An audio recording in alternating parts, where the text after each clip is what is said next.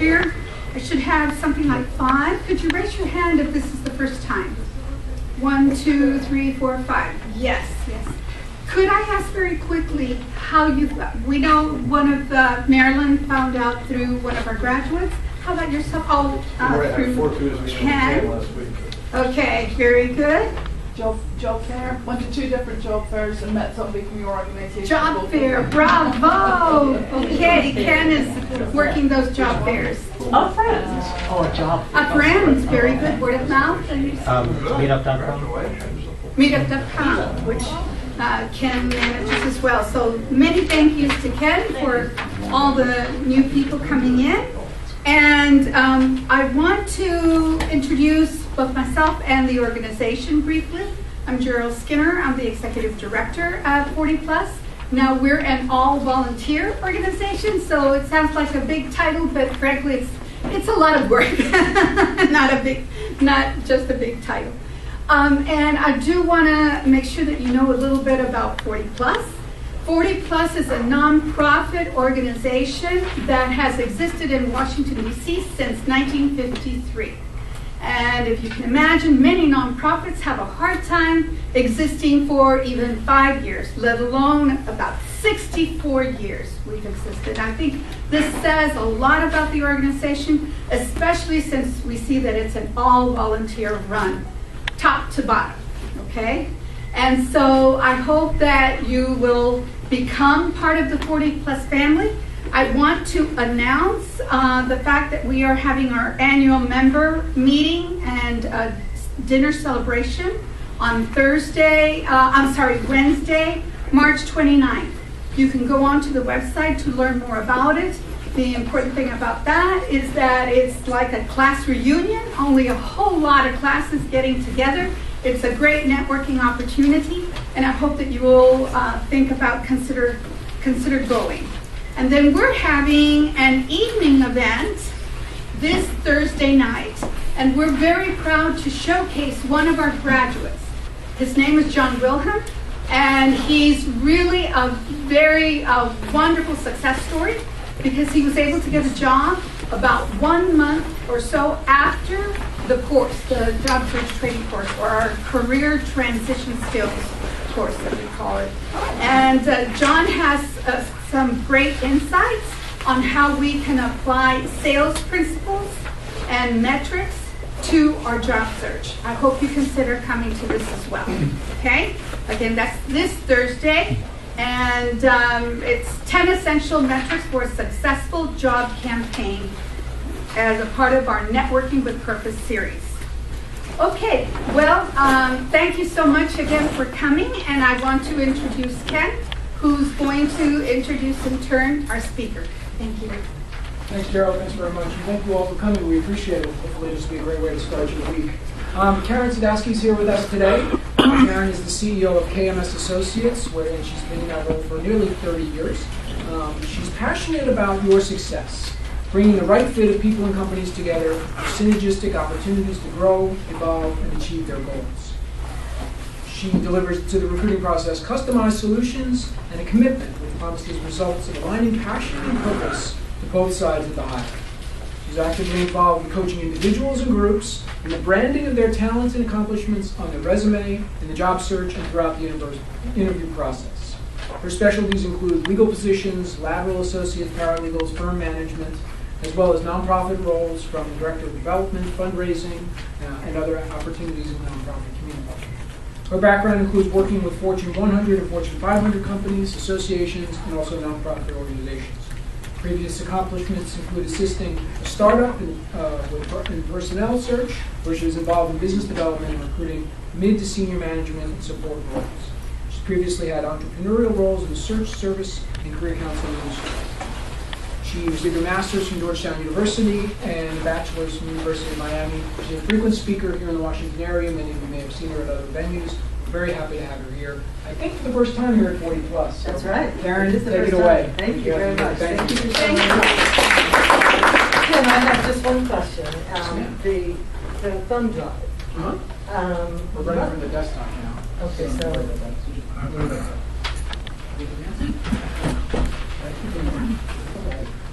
Point it right there? It's the beam, yeah. Where is Put it? it up, the beam, the screen up here, so like laser pointer there, Oh, and where is it? then to advance, hit the right arrow. Oh, hit the right. There we go. Oh, all right, here we go. Emotional intelligence. Well, the reason that I am so passionate about this particular subject matter is that as a recruiter for 30 years and seeing people getting hired, the client typically choose the individual with the highest level of emotional intelligence. And, well, there's a good reason for it. Employers recognize that they get a return on their investment. Studies have shown that having a high emotional intelligence demonstrates an 80% better performance than their peers. And that the difference between someone who has a high emotional intelligence and someone who doesn't is about 90%.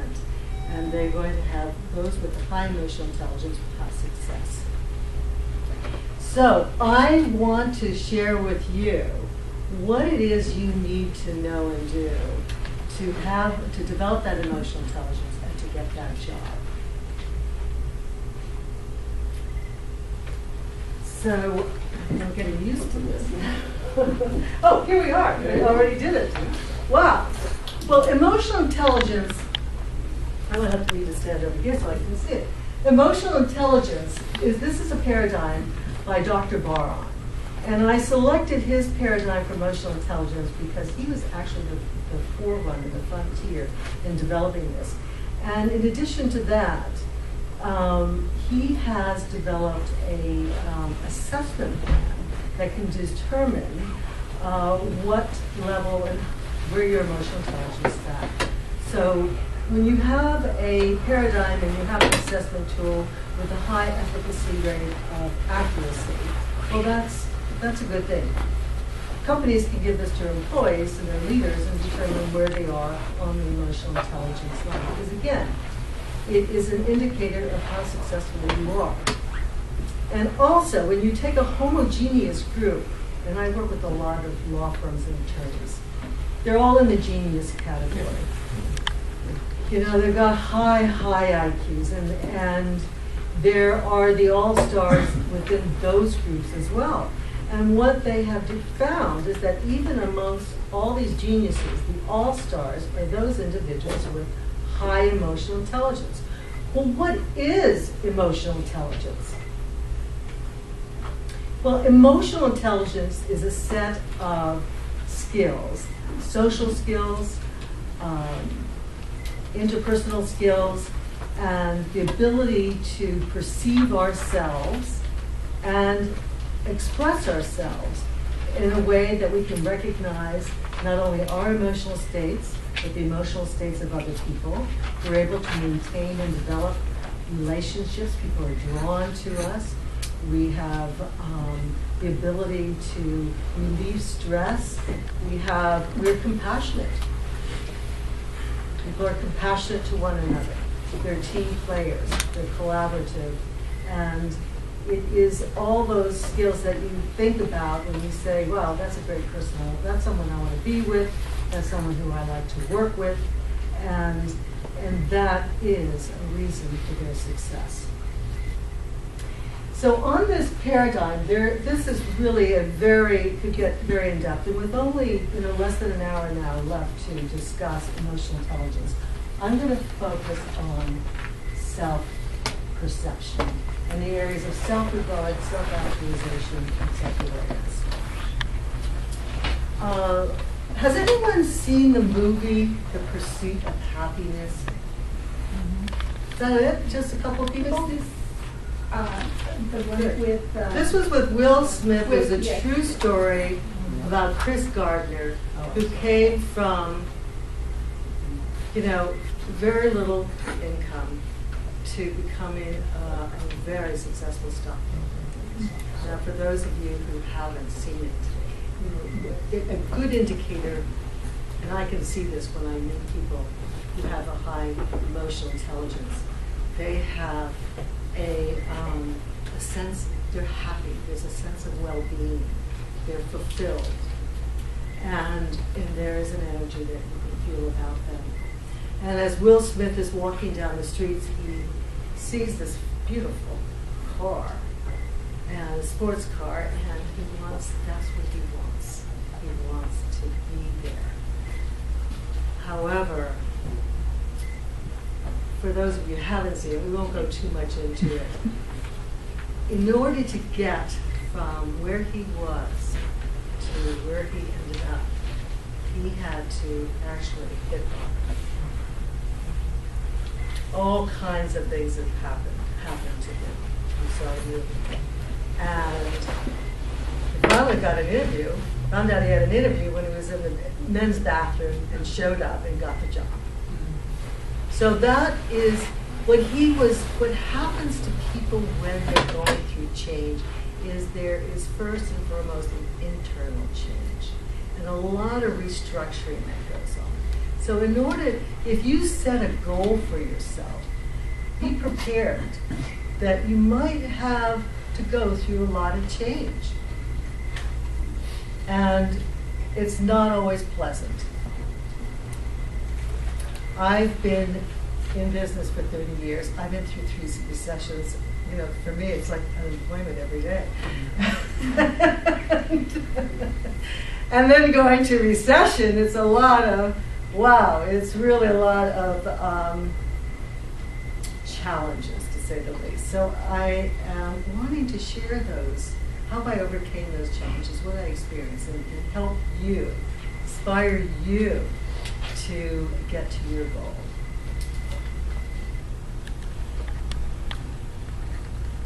All right, I'm having a little problem. Wait. How about if I just give it to you? There we go. Okay, it's a standby. All right. Okay, now you hit the box. Great.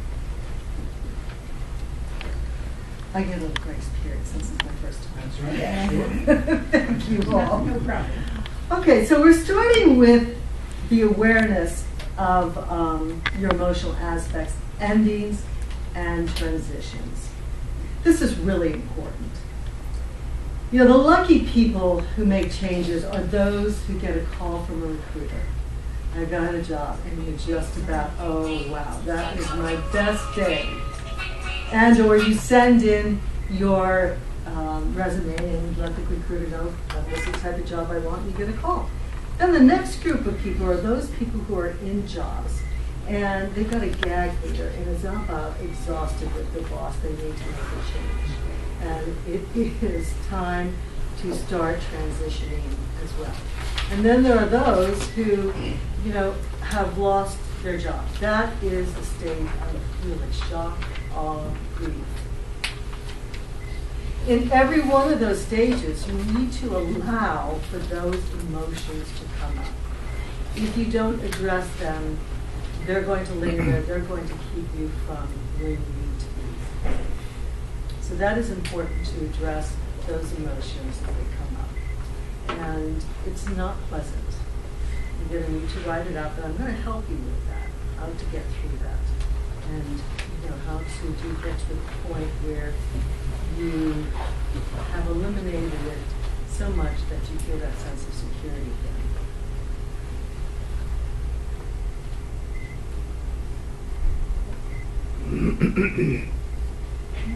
I always like my computer. I wish I could do it from the computer, but so. All right. I'll do the official clicker. You be the official. Oh, great. Okay, I'll just like, can I just go like this? Thumbs up quick. Notice your beliefs and your emotions, because frankly, these are going to be commands to the brain. And we hold on to a lot of program that probably about 80 to 90% of our immune system programming is unconscious and it's not useful information. And we may hold on to beliefs that are not true. And so it is very important that one examines those beliefs. There is a General Sun Tzu, who is a military general that our current military uses, and he was a military theorist. And one of the things to keep in mind is about knowing your beliefs. If you don't know yourself and you don't know your beliefs, you will succumb to the battle of the mind and to your future. You will lose that. So if we don't know that, be careful. It's a battle. It comes when you come into the state. It is a battle of the mind for what is true and what is not true. You know, frankly, there's a lot of content that we all hold or talk about that is not true. And it's a matter of examining those beliefs. Who knows what recalibration is? Anybody have any idea about calibrating? It's gonna be some sort of reset.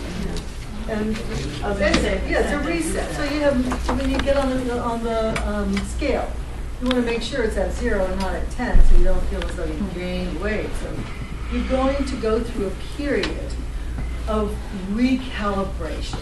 And you're starting with you're looking at your beliefs, and you're looking to you need to start throwing out the old stuff and coming back to who you really are. And recalibration can be really a great benefit because there may be patterns of behavior that you've held on to that you need to let go of. And I consider it getting rid of the old wineskins. And it's hard to do because, you know, what happened? You know, so much of our identity is in the job we've had, and it's so easy to go back to the default position. But you need to go and, well, it can be uncomfortable. If I give this up, then who will I be? Well, that's a good question. Who will you be? And who can you be? So this is where you come now to the point, well, okay, here's a chance to come into something new, to know yourself, to be able to sit down and ask yourself, you know, what are my strengths? What are my weaknesses? What are my achievements? What are the gifts that I have? What would I like to see myself doing in the future? And why do I want to do it? Is it for, you want to go into something that you're passionate about, or you can inspire people about? Do you want to leave a legacy? Is it that you have, well, we all have these items. We want more possessions. We want more security. We want to have a better team, a better boss. And it could be that you need to make money for your family. So you have to consider that. All these other things that I mentioned can be very heady and idealistic and great and wonderful to go for your passion, and I love to dance. So how am I going to pay the bills, right? So we need to be pragmatic about these things.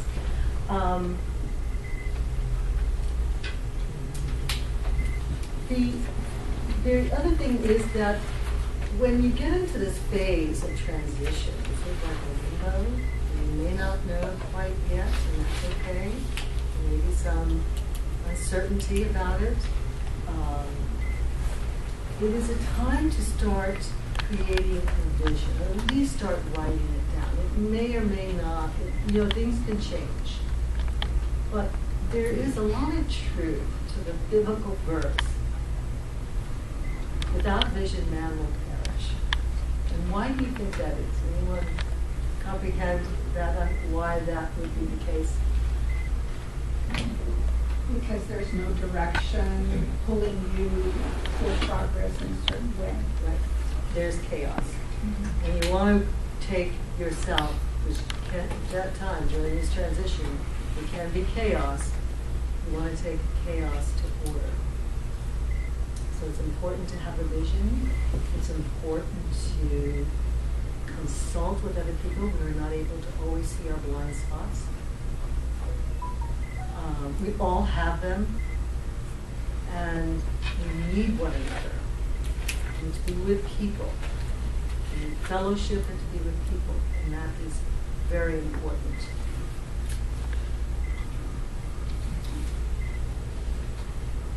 identifying a new story and strategy.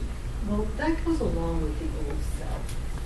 You know, think about, you know, some of the stories that you might have about your past employee or your life. And you don't want to go in telling all that story, right?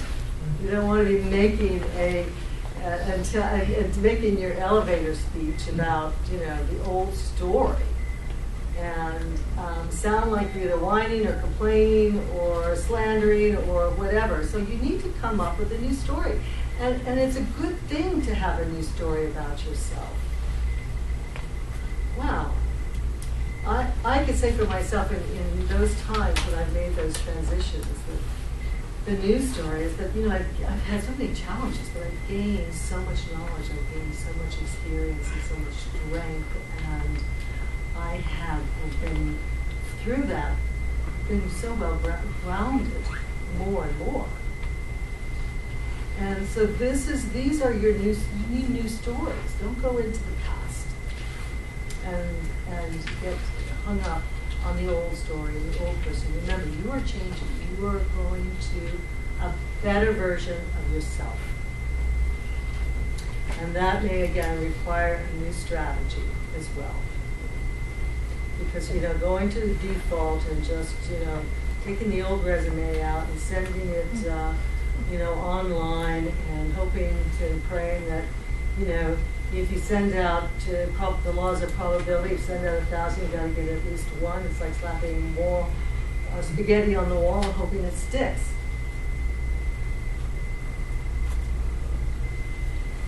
Oh, right. So we're coming now to knowing your enemy, and that is FUD. Does anybody know what FUD is? Fear, uncertainty, doubt, and distress. That is our enemy. Ooh, because during transitions, when you don't have an income and you have lost the structure and the order in your life, that can be a great upheaval.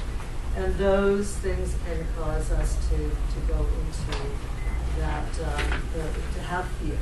We need to be good at calming them down. We need to be good, we need to share our worries. There's going to be a certain amount of uncertainty with that. And as I say here, there are going to be things we don't know. But then there is another theory from General Sun Tzu, and that is, if you know yourself and you know your beliefs and you don't know your enemy, for every victory you win, you will suffer a defeat. So, you're not prepared and you're going into an interview and you're really dealing with a whole lot of fear and nervousness, and you haven't prepared. You may get lucky with one, but another you may not. Or you may do well, but then the really good one you don't. So keep that in mind. So, well, here we have a picture. If we can accomplish all of this, we can take our perspective and the way we're seeing reality from a little dark, cloudy, to a bright day. And that's where we want to get here, right? Experience this transition from a point of light without the shades of gray or darkness.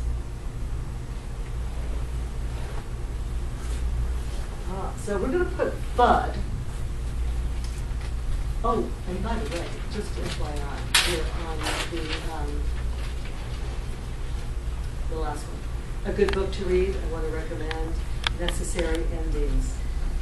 It will help you to understand this in greater depth than I'm going to be able to cover here in an hour. Who's the author? The author,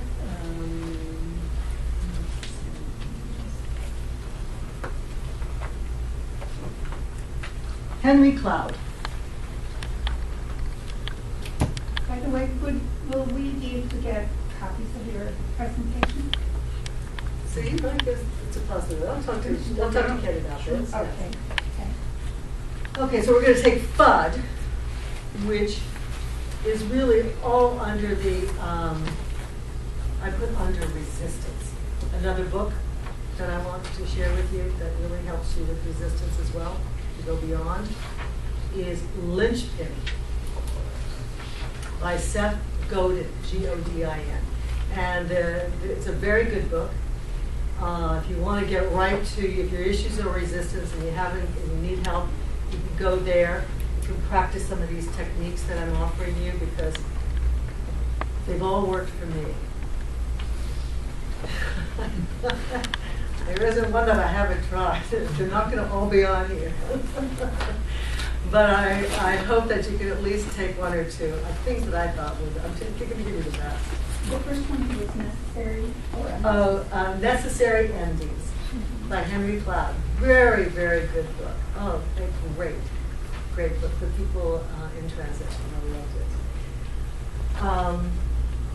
You know, resistance is interesting because even when you read the book that I shared with you, my own experience with it is that resistance, you know, you have to have some discernment about it because there are times you're going to resist going down a particular route.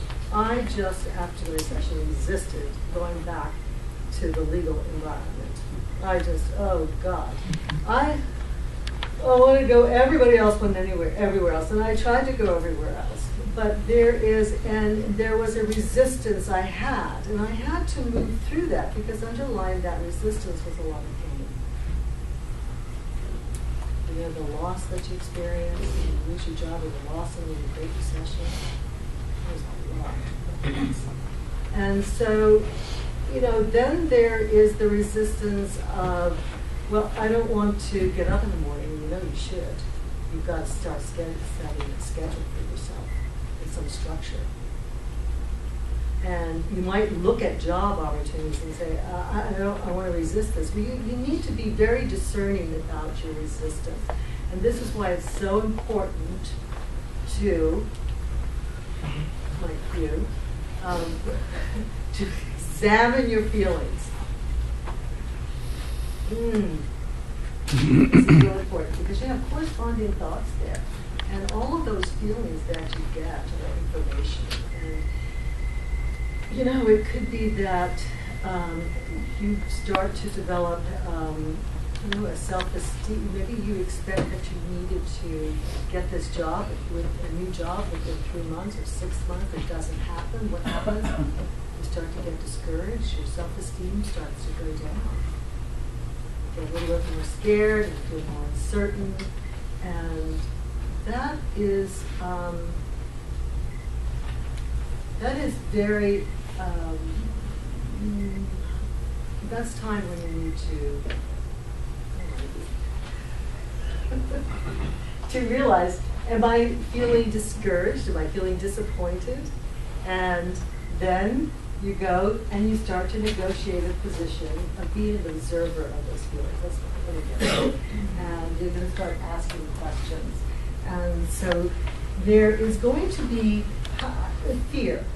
When you're dealing with fear, how do you someone tell me, how do you feel when you experience that? Do you allow that emotion to come up? Do you? Does anyone allow their emotions of fear, uncertainty, doubt, or distress come up? You do. It feels daunting. It's daunting. Well, let me say, for those people who are allowing their emotions to show up, are not going to lose touch with them. You need to give it a certain amount of, you need to have a dialogue with it. You might say, oh God, no, not you again. I just got real excited about getting to send out my resume here today, and all of a sudden I feel this resistance and I don't want to do it. And then you go, why is that? You don't want to do it, and you start to notice that you feel that fear, you get paralyzing. And there is a time when that occurs, you want to just sit down. This is what I learned to do, is just to take time to sit down and take your dominant right hand and take a sheet of paper and start doodling it. Just start doodling it, so that you're clear in the mind and you're just letting the emotions come up and realizing that you're just afraid. It's fear. It's fear. And then when you have a dialogue with that fear, you start writing questions. Well, what is it I'm really afraid of? Is there really anything to be afraid of? To get on the phone and leverage my contacts and talk with them about the fact that I'm looking for a new job, and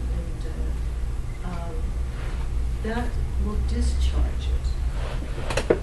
And that's what you want to do is discharge those emotions. You have a quick question? Quickly, you mentioned examining feelings. So Karen, do you quantify those feelings in some way? Because some of them may be more impactful on your end state where you're attempting to get to. So do you list all your emotions and feelings and decide which ones are more dominant, resisting, perhaps the change you're trying to go through? How would you handle that? You have all the emotions that you're feeling. There are a lot of emotions. And there are, well, I have, I think another useful tool I have is stop, drop. It's easy to go find distractions. Let's go piece of focus, something to eat, a cigarette, go take a walk, find something on the internet to do, someone to call. But what I recommend is when you know something's coming up and you're not feeling secure, kind of bubbling up, it's what I call stop, drop, and let go, or stop, drop, and pray. That's another one. And just be in that emotion for the time being, and then just notice what is it that I'm feeling. And let yourself get clear with it. Sometimes write it down, and I strongly recommend having keeping a journal where you can write these things down and you can let it go. And so the whole purpose of, and I've done this, I've had emotions so intense and so painful, oh gosh. What can happen is the cortisol starts to go. It sets off all the hormones. It increase your appetite or decrease it if you're someone who gets stressed and doesn't eat. It can create an increase in your glucose level. That can create insulin resistance. So you become at risk for heart disease and other illnesses and actually stress. And stress is the number one killer. How do we deal with stress? And again, this is how we deal with stress and how we relieve stress has a lot to do with our emotional intelligence. Being able to discharge those emotions. We need to allow them to a point that we can say, okay, this is what is going on. But we don't want to give them a whole lot of energy because we're always thinking about them and we're always thinking about what we don't want. We're spending all our time in that energy. So this is why it's so important to start examining and noticing your feelings. And when you get to the point that you can do that, noticing those feelings and being able to discharge them. I'm missing this thing. I don't know what happened here. Well, we might miss the best part of the show. Oh, wow. Sorry, doesn't look like it likes that link. It doesn't. No. Sorry about that. All right. Well, I'll sing to you. I'm going to have to do it. I'm going to have to sing and dance for you. Yeah, so how about that? Get that energy up. I'm going to sing and dance for you. So if another great way to discharge is with activity and sports. And so what was on this video is one of my favorite singers, and you're going to be amazed who this is. That's Taylor Swift. And my favorite song is "Shake It Off." So this was a song about shaking it off. So you're taking these emotions and you're shaking them off. You're shaking them off, and and exercising, and you're releasing it. You're releasing it, and you become a girl on fire, or a man on fire every morning. You're waking up on fire. You need that energy. You need to release it. If you don't release it, you are going to dim your energy.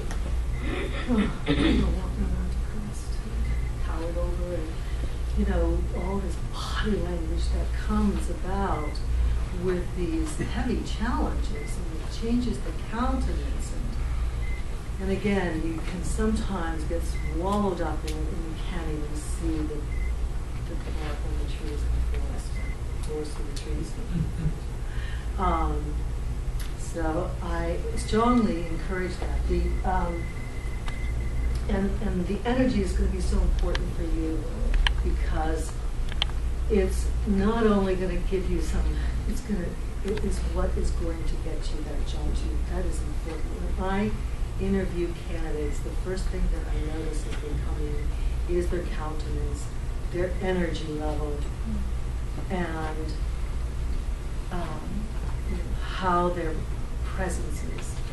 And do you know how many clients? Do you know that every one of my clients ask, if I don't, in my profiles that I send to my clients for every resume and candidate, I need to put in there their presence and their energy level.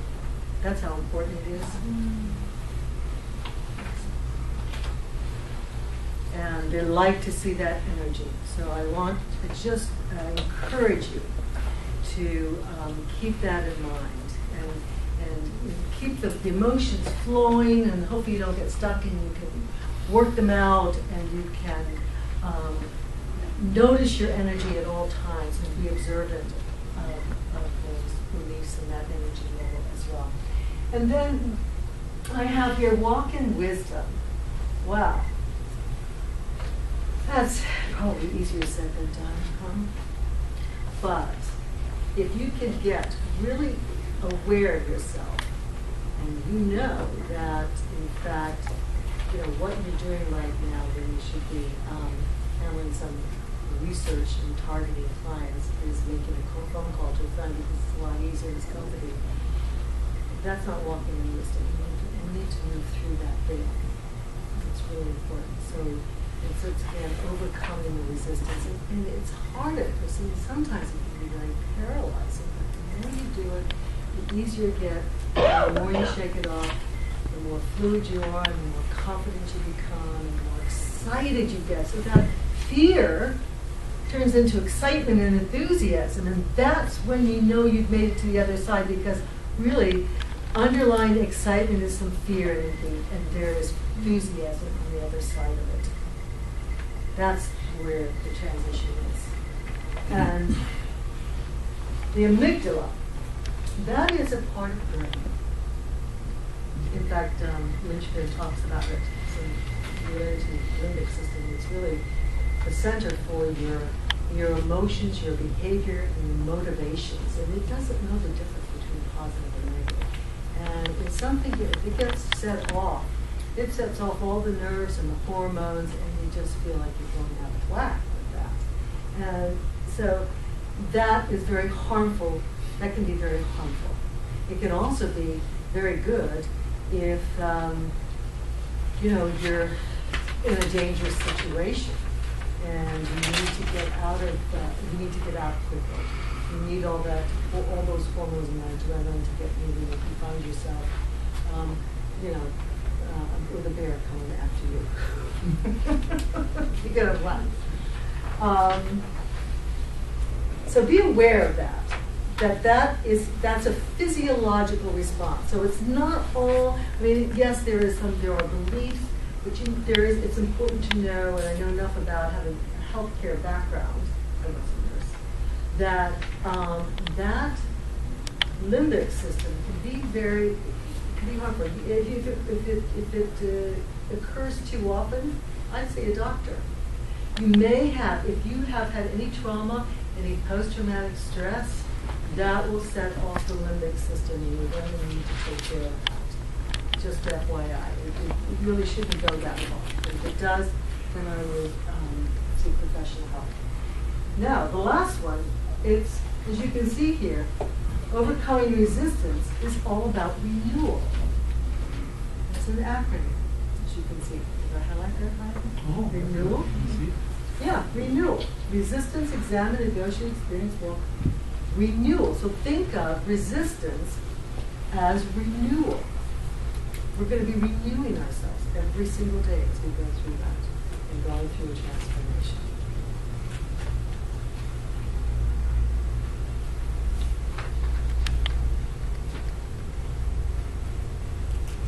Self-actualization. Well, this is the part that is, I love, because this is now, we did the internal change. We know we had to go through some internal restructuring.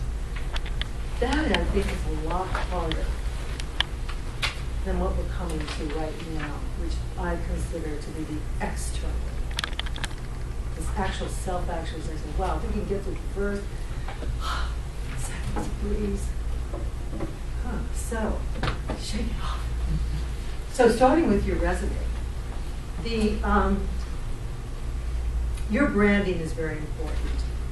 I have noticed a significant difference in how companies are responding to resumes before the recession and after the recession. I remember before the recession, people were throwing them together and throwing them out. And yes, you can't hear me. So it is important to have a very good resume. And unless you're in the genius category and you know exactly what you're doing there, you might need help with this. I do run a seminar on that, and I do see candidates who have great experience that probably 90% of the time I'm revamping their resume. I have a prototype that I recommend for people that they need to talk about their accomplishments.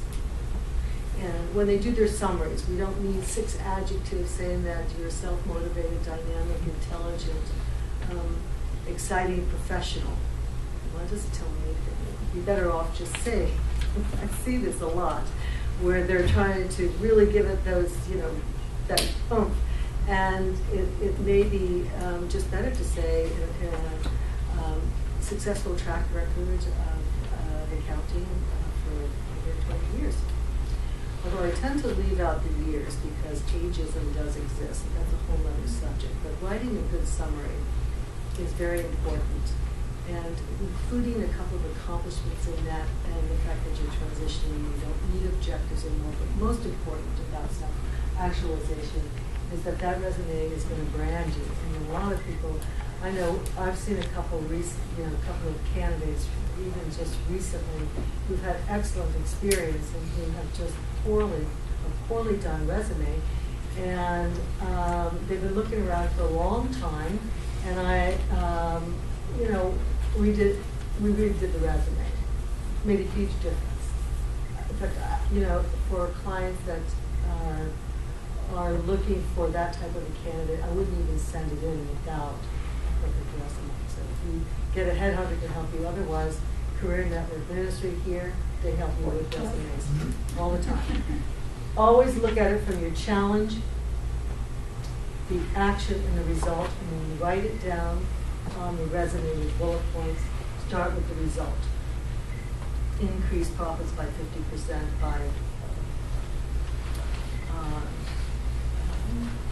bringing in, streamlining operation processes. And just define it, just get really specific, the more detailed the better. And then your LinkedIn profile is also very important because companies are now looking even first at the LinkedIn profile than the resume. You can put the resume on the LinkedIn profile, and the resume should match the LinkedIn profile. Dates, and it doesn't have to be all the same information. It doesn't need to be redundant, but you can be putting your resume on there. The one thing I've noticed about LinkedIn, I don't know if everyone else has noticed, is that since Microsoft took over LinkedIn, have you noticed that your interface has changed? How so? Oh, huh? How so? Oh, it's disappointing. Okay. Huh? the little circle. Yeah, it's disappointing. It's really disappointing. Particularly for recruiters. So now it's even more necessary for sourcing to know Boolean. This is not something you would know, but the Boolean strings is important to be able to X-ray LinkedIn, because there are some things that are missing. But that's more of a problem for me, not for you. Although it might be harder for some people, recruiters looking for you to find you. So you're going to need to be very get some information about what you need and be very specific how you're going to attract someone using buzzwords, particularly in your titles and the industry you choose. Because that gives, when you start to do your LinkedIn profile, it gives you that information. And that on the top. And now, using your network for leads, referral. This is really the best. What I strongly recommend you do, and of course, for a longer course, it would, what you need to do is start developing scripts. People avoid contacting their leads because they don't know what to say. They don't want to sound stupid. I don't want to embarrass myself again. It's all about self-esteem. It's all about confidence, and it's not something you've probably done. I've been writing scripts now for 30 years. I think I've become almost a copywriter. That could be my next job. Not that, no, not that. But you need a script. How are you going to contact your what I call your hottest, your friends? Let them know that you're looking for opportunities. Then you're going to need a script for perhaps even cold leads. Now, this is what I would consider a cold lead. Let's say you're looking for a job at KPMG. You're looking for a particular type of position.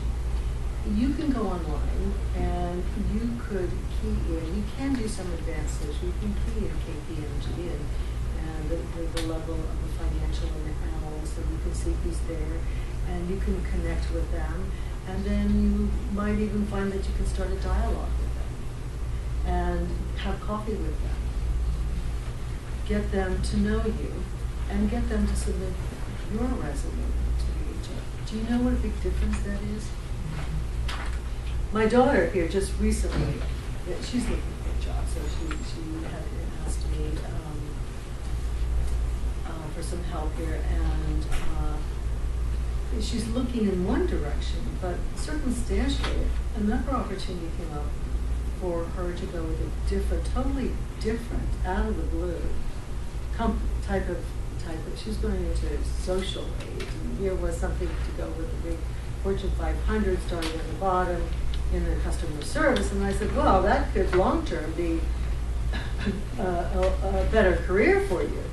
And that's the other thing you need to look for, those circumstantial opportunities that come up, because that's how I got into recruiting. I didn't search for it. I was actually looking for my next management job in healthcare, and a friend of mine from school came into town, started her business, and said, I want you to come work for me. Let's try it out. Well, it was fun. It was so much better than those 24/7 hours I had in healthcare. So that, you may have one thing in mind, but just be open. Notice what signs are coming. Those signs are. Those are the circumstantial signs. What's opening and what's closing. And even if it's closing, doesn't mean you stop it altogether, because persistence is very important. Therefore, getting a script. In addition to your elevator script, you're going to have those scripts to call people, talk to people. And then there are a couple of resources I want to offer you. The other one, in addition to LinkedIn, is the Washington Business Journal. They have, you can get a subscription. They have a great book of lists of all the companies, different types of companies, the top 20 in there. And they also have a database set up so that if you have a subscription, you can go into their database and you can key in, let's say you want to apply to SAIC and you want to find out, you know, who runs one of their technology departments, a specific type of department. You can key in those words or ask, you know, or if it's a small company, who's the CEO, who's the director of HR? Because what the Washington Business Journal does is they take all that information and you can sparse it out so that you can get information about people that way if you're applying to a company. And secondly, when you go into their section on movers and shakers, people are moving around, you can see that someone has left the company and gone to another company. And you could just call them. Again, that's where your scripts are, I noticed. Congratulations on your new job opportunity. I noticed that you had just recently left your last company, and I was actually interested in that company. What could you tell me about that? And just, you know, have a dialogue. Again, it's all the script and what resonates with you, and practicing it. And of course, if it doesn't feel right, it doesn't sound right, it may not come out right. So that's important. Again, examine your emotions. So you get them and you get them in to the point that you can develop that confidence and let it flow more and more easily. The other thing is conducting research, and I think we just went over this. The other subscription I strongly recommend is the Early Bird, the Virginia Economic Early Bird. In fact, I have the website, and I can give that to you because it's great if you get that every day. It comes in, gosh, it comes in for me almost every day. And it is probably something I might need to let's see, yeah, okay, here it is. The Fairfax County Economic Development Authority. I would strongly recommend subscribing there. Info at F as in Frank, C as in cat, E as in elephant, D as in David, A as in apple.org. And they have a lot of information. Companies that are coming into the area. In fact, I was just reading an article about the governor talking about that Virginia's unemployment is like at 3%. And they are bringing in some very good business within Virginia. So that is another opportunity for you to look into doing research and finding out more about those companies, as opposed to just looking online and looking for the jobs that way. It's proactive. Not that you wouldn't look at LinkedIn for jobs, or Indeed is also good, but you know, you can see on Indeed things like thousands sometimes people review it. If you can get a connection, and again, making those connections and having someone submit your resume to the HR has far more impact. In fact, I've been on seen panels where recruiters talk about that their first choices are those referrals they get from their in-house employees. And then they go to the database, because that's sometimes that's about as effective as a half-baked loaf of bread. It's so large.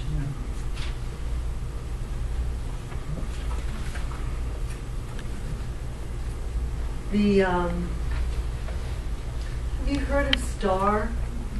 It's situation, task, action, results. And that's very important. That can start with your car. It's almost like your car. So when you do your resume, you're going from, it's almost the same thing. You're starting to practice for your resume, for your interview. And you want to have short stories. That's important. And it makes it more interesting if you can be tell a short story about a particular project you worked on. And Can you go over the acronym again? Situation? situation, task, action, and result. So what was the situation you had? What tasks were involved? What action and then result? And while I recommend not a lot of tasks you put on a resume, some people's roles or positions may require it. It really depends on the position, on your role. I don't put on my resume all the processes that I did in recruiting. People know what recruiting is. People know what I'm doing. I will put down that I will put an accomplishment down. Rate of placement, 2 weeks to 2 months. Length of stay for a candidate place, 6 years.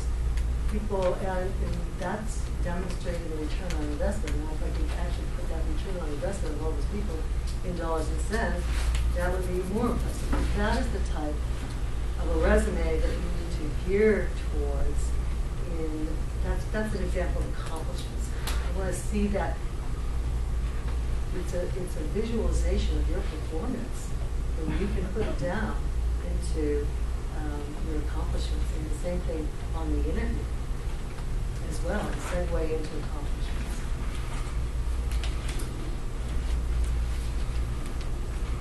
Oh, yeah, security, accountability coordinator. Wow. I will say this, if we talked about this renewal and about this group, finding people in groups, if you don't do so, if you go into isolation and button down, what do they call that, button down the hatches, you are in a downward spiral to just isolating yourself and depression. You need to be with people. You need to be in fellowship with others. You need to support one another, and that is very important. And you need to be that you can talk with, that even that on a daily basis, someone you know that might meet this group and be able to talk about how you feel. Wow, I had someone like that every day. I could just pick up the phone and start out with, this is how I feel, and this is the emotion I need to get through, this is what I believe, and just sharing that is really releasing it and discharging it and feeling support.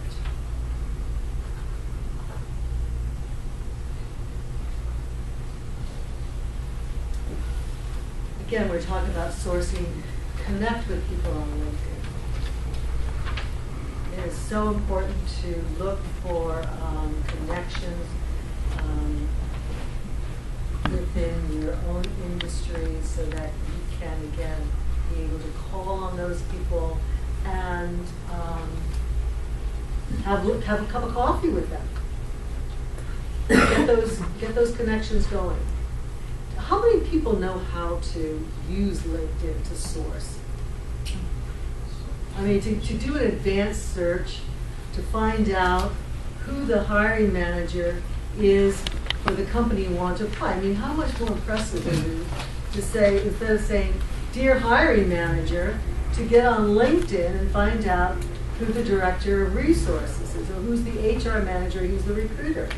Have you ever done that? Great. It's not that difficult. And there are classes that are given on how to do that. And then you can call, once you get the name from LinkedIn, then you can call the company and you can verify it. Make sure, is this the person who's hiring for the accounting position? And you get a yay or nay and you put their name on it. And it can be a little more personal. And then if there is something that you read about the person or know about the person, that you can add a little story about how you came to know them through a mutual friend. You're starting out with a cover letter that is just a lot better than a canned one.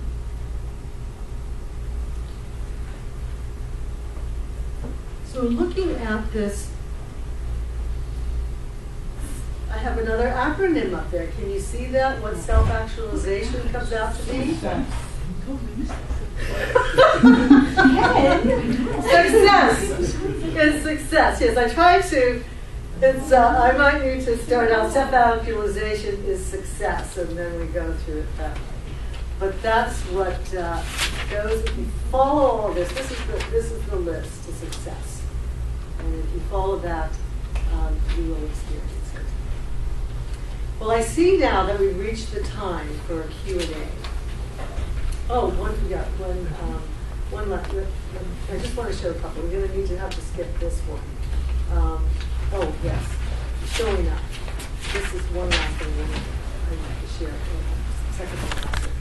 Showing up. How are you doing so? Think about it. I want to leave you with something very inspiring story. How many watched the Super Bowl? I mean, how inspiring was that? Well, if you were Coming from discouragement, coming from way behind, and what happens? Now, all I saw Tom Brady. I think he did the stop, drop, and pray.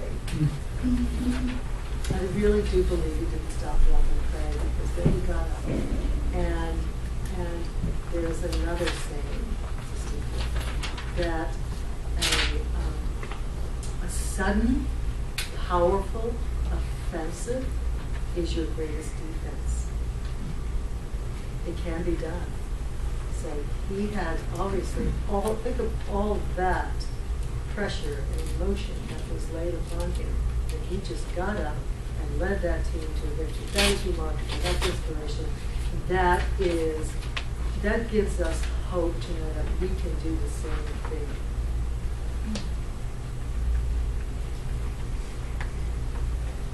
See it?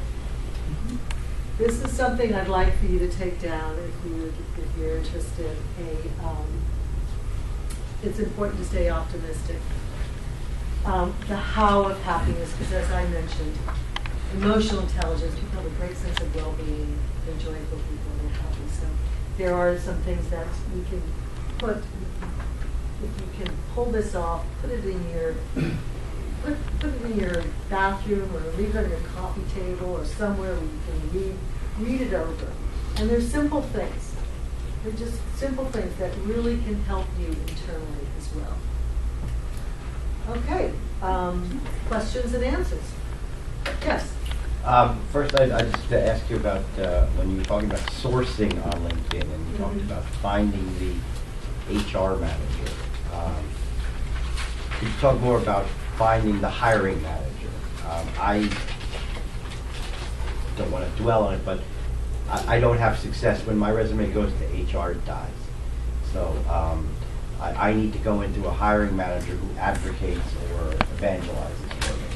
So talk a little Well, more if you're about going to have doing someone that. evangelize for you, the best way to do it is to go through someone who's in the company, who knows you, who can say. Right. Well, that's what I'm saying. So sourcing it that way. That's, yeah, so So, that's one way. Do you find calling the HR manager? Well, and you know, you asking, could make a cold call and you could say, I'd like to send some information to your HR manager, recruiting manager for the position of, and you name it, and they may just offer that to you on the phone. Now, with the takeover of Microsoft with LinkedIn, it's interesting that the sourcing the titles, it's changed. It's become more difficult. It's a whole new interface, and unfortunately, some people have gotten it before others. If you don't have it, then you can do it. You can go to the advanced tab. They no longer have the advanced tab on the new interface, but if you still have the old interface, great. Hit the advanced tab, hit the HR manager, put the company name, current, and any other keywords there about which particular, But in your experience, HR managers will reveal the name of hiring managers? Because that hasn't been my experience. Well, I don't, I've been, how do you think I get my clients? I mean, for 30 years, I have developed a client list of well over 50 companies, all very strong. And you go on my website, you can see my client list, and that's because I got on the phone and I asked, who do I need to speak with that does the hiring? I mean, it's as simple as that. I'm following you, I'm just saying, So, but yeah. you're saying it's through HR that you're gonna get. Well, it's those not always clients. HR. It's usually there is, depending on the company, every company is structured differently. Smaller companies, they may just have an HR person doing it. In a larger company, they have a whole recruiting team, and HR does not get involved. They deal with payroll, they deal with other issues, employee relations and benefits. But recruiters are recruiters, and they're not going to probably be quite as receptive to taking your call. Be honest. Any other questions? Yes. You had talked earlier about the circumstance with your daughter. She was looking for one industry and not the opportunity. So how does that work in the sense of like not getting yourself pigeonholed? I mean, it worked out for you that you were working in the healthcare industry, your friends suggested recruiting, and you've learned to avoid it. My experience has been under circumstances I've had to take a job in order to pay bills. Now it's like I can't get out of that hole to get myself from this, sitting behind a desk to a more leadership role. So if I had to take a job based on circumstances, how do I then get myself to where I actually am supposed to be? Where you would like to be. Well, you can say that. I'll Okay. say it. Yeah. Okay. Where you would like to be. So you've had bridge jobs, a series of bridge jobs. Is that correct? Is that I what you wouldn't would call necessarily. them? Never. In order to be in leadership, you need to, oftentimes you need to either be in a company where you're demonstrating leadership and they're willing to promote you, or you're going to have experience on your resume that represents you are a leader and you get a leadership role.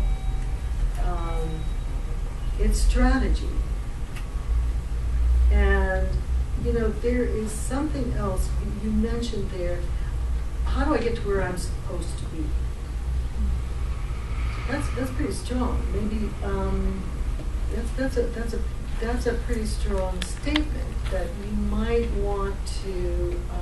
Granted, you are looking for leadership. You may think you're ready, but maybe you're not. And there is also part of emotional intelligence is getting those either the education, the seminars, developing those skills in some way, shape, or form that can set you apart and be recognized as a leader. Because I have noticed that people who are self-actualized, they can go gracefully and easily from one job to the next. Now, there may be times that they have, 6 months or a year off. And of course, the higher the job, the longer the duration of someone being out of work. It is doing your research, it is consulting with people. What you need to do, what I would recommend, is have someone look at your resume. There are many ministries or workshops that do that and can say what you need to do, what your strategy needs to be to get where you want to go.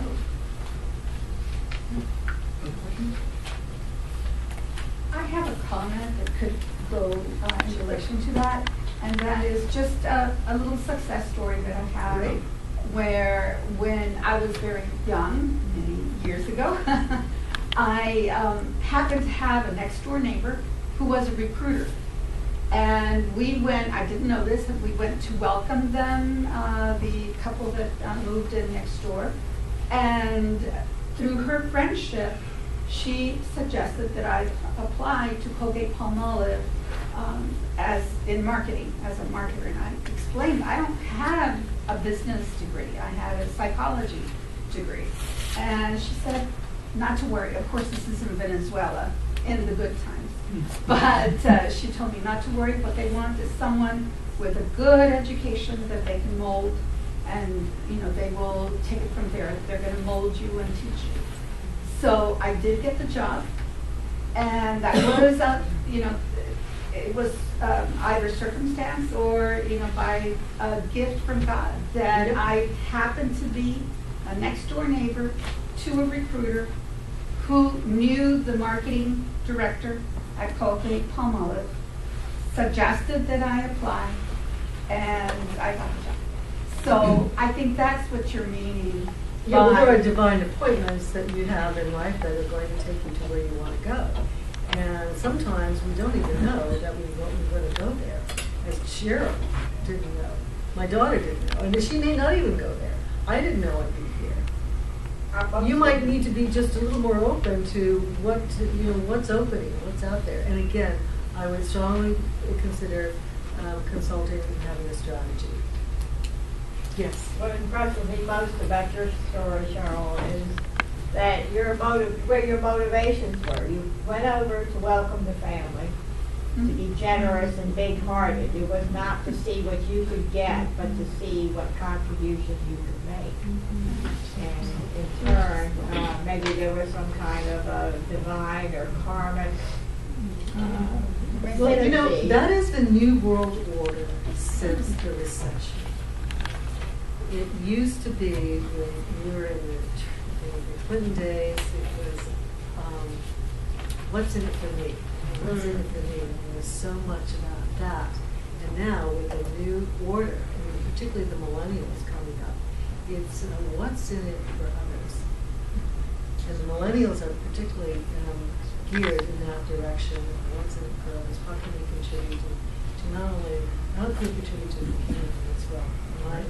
Getting the Michelle, book. maybe we have the final question. You know what's so funny is it was just along those lines. When you said, you know what, you give back, you start networking, do something passionate, that's where you're going to find things that you didn't know. To get into leadership, I would suggest you look at, there's plenty, you probably know quite a few nonprofits, but one is called Taproot Foundation, where you can use your skill sets. You can, I did it in LA, and you just Taproot you know, Foundation? We love Taproot. I love the Taproot Foundation Yeah. because they get service grants, and if you work on something, you're with people that are often HR, hiring managers, people that, all you have to do is like little research. You may not know the whole big picture, but you find it and you meet that type of quality, folks that you'll know whether or not you have those skills. And it sounds like you do. You just need the leg up to help. What was the name of that group that you mentioned? Taproot. Taprootfoundation.org. Okay. Anybody else has other questions? I'd be happy to help fill in some blanks on that as well. Well, Karen, thank you very much. We You're really welcome. appreciate Thank it. Good luck in your search and your interview, and I wish you all the best of success. Thank you. As we mentioned at the outset, now we're going to sort of have a little bit of a switch. And for those of you